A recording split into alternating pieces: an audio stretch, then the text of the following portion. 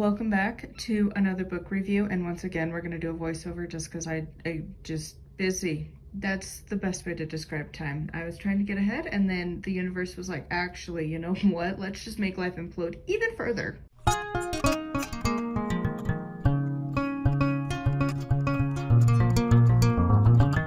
So today we are going to talk about Wheels of Life, and I have no idea really how to say this author's name, but this is a book on the chakras. So to kind of briefly walk you through it, it is sectioned out mostly into the main 7 chakras, and there is a lot of information for each one.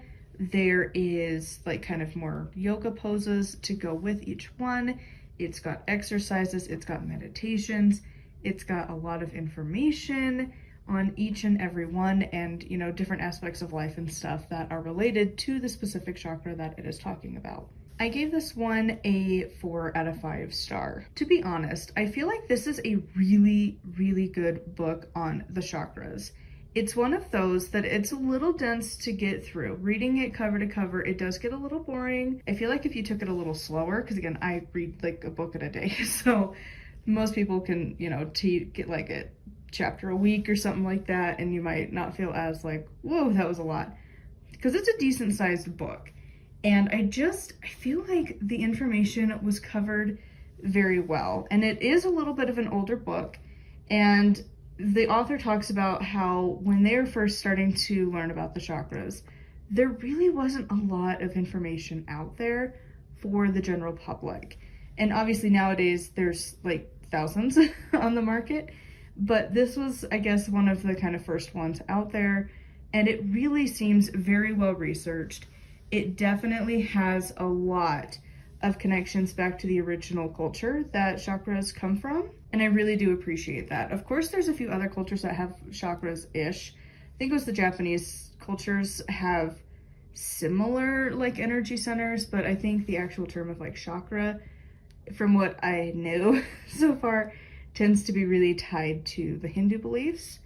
And so because of that, there is a huge focus on bringing in the cultural significance from Hindu beliefs. And I love that, because we tend to kind of drop out details that like don't really apply. So it was interesting to have it really set more in the culture that it came from, where you have like, again, like the deities, and I don't, do they call them deities? Because Hindu's a little different. It's like kind of mono, but kind of poly.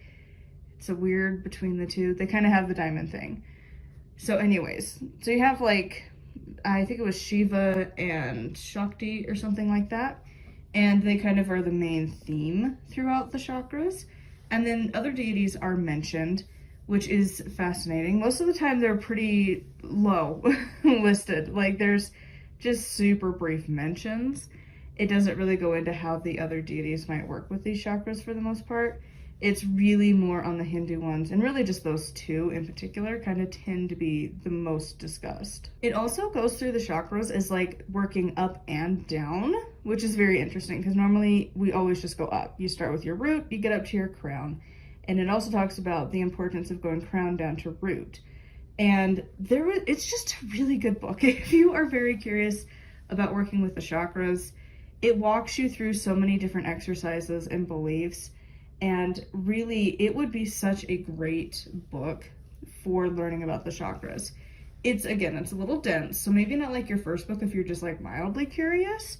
But if you are genuinely like, all right, I'm ready to get started, this is a great book to have. The last thing that I found that was super interesting, which I think it was Cindy Dale didn't like this, but actually I think this book covered it better. And it was the ages associated with the chakras.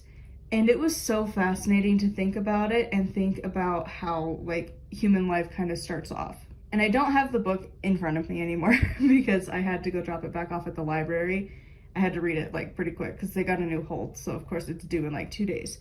And I've just also been crazy busy. So anyways, I don't remember the exact ages. My note was just that like the age thing was really interesting, but it was like your root chakra is like 0 to like 6 months or something. And then your, what was it, the next one? Your solar or your sacral? One of them, the red one.